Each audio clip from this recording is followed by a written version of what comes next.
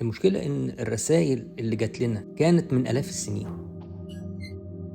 الحمد لله وحده، والصلاة والسلام على من لا نبي بعده. أثبتنا في الحلقات اللي قبل كده وجود خالق لهذا الكون، ولم يدعي أحد أبدا إنه هو الخالق غير ربنا سبحانه وتعالى. لا احنا شفنا الرسل ولا شفنا المعجزات اللي عملوها، المعجزات اللي بتقول للناس إن هم عملوها. طيب أنا النهاردة في سنة 2025 أتأكد إزاي إن الكلام ده حقيقي وإن الرسالات دي فعلا مبعوثة من عند الخالق؟ توراة وإنجيل وقرآن بيقولوا إنهم من عند الخالق. أنا مش في مجال مقارنات الأديان، في ناس متخصصة في الحاجات دي، لكن أنا هتكلم عن القرآن لأنه رسالة مختلفة عن كل النصوص اللي سبقته. القرآن رسالة صوتية زي ما سمعها النبي صلى الله عليه وسلم من سيدنا جبريل عليه السلام، ونقلها للصحابة اللي حفظوا القرآن عن ظهر قلب سماعا من النبي صلى الله عليه وسلم، وعبر الأجيال ولغاية النهاردة القرآن رسالة صوتية تسمعها من أي حافظ للقرآن هي.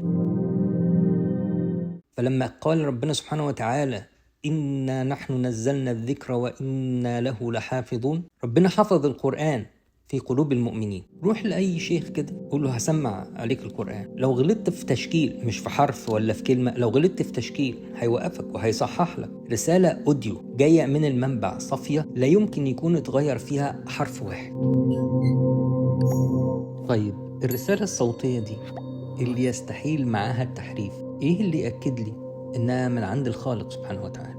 طيب لما هتقرأ في القرآن أول سورة البقرة بعد الفاتحة، أعوذ بالله من الشيطان الرجيم، بسم الله الرحمن الرحيم، ألف لام ميم، ذلك الكتاب لا ريب فيه هدى للمتقين.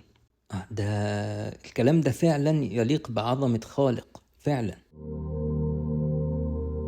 ده لما مؤلف بيألف كتاب هنا يكتب لك في آخر الكتاب كده ونأسف للأخطاء المطبعية، إنما ده تحدي معجز. ذلك الكتاب لا ريب فيه، يعني إيه؟ يعني مفيهوش غلطة؟ طيب ما فيهوش غلطة في اللغة العربية؟ مفيش.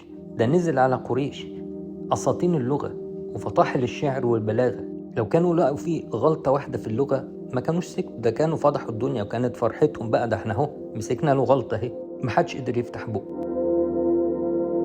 طيب القرآن من أكتر من 1400 سنة، المستشرقين قرأوا الكتاب آلاف المرات، درسوه من الجلدة للجلدة، مفيش فيه تناقض واحد، سرد لقصص وأحداث تاريخية، مفيش تعارض واحد، لا ده كمان فيه تنبؤات حصلت بالفعل. أعوذ بالله من الشيطان الرجيم، غلبت الروم في أدنى الأرض وهم من بعد غلبهم سيغلبون في بضع سنين.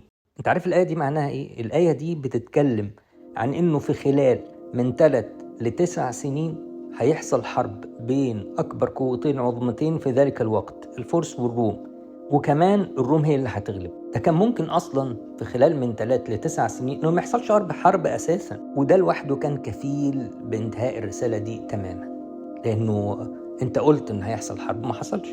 نكمل المرة الجاية إن شاء الله.